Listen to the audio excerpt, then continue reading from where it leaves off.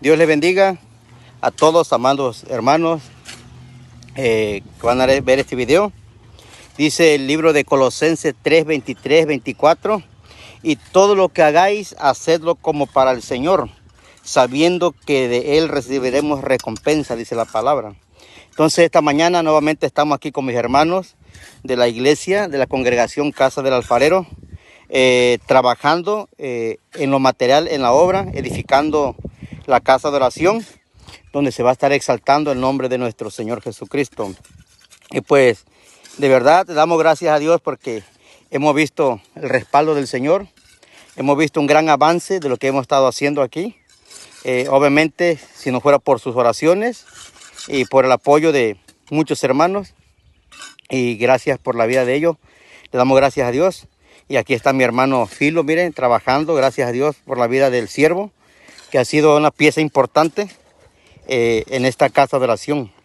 Mi hermano Adolfo de igual manera ya está trabajando también. Gloria al Señor. Dios bendiga la vida de cada uno de ellos. Y también está otro pequeño acá trabajando. Gloria a Dios. Instruyéndolo desde pequeño, como dice la palabra. Y pues yo igual aquí también estamos trabajando, hermano. Amén. Gloria al Señor. Dios les bendiga. Dios les guarde a cada uno de ustedes.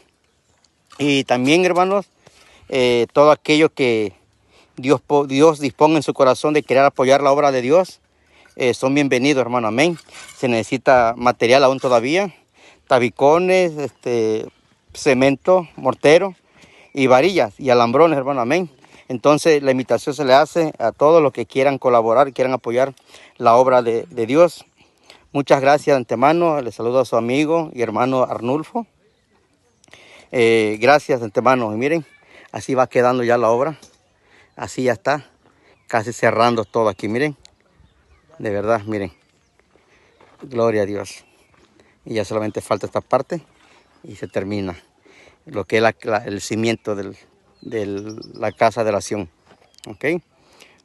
Dios les bendiga a todos.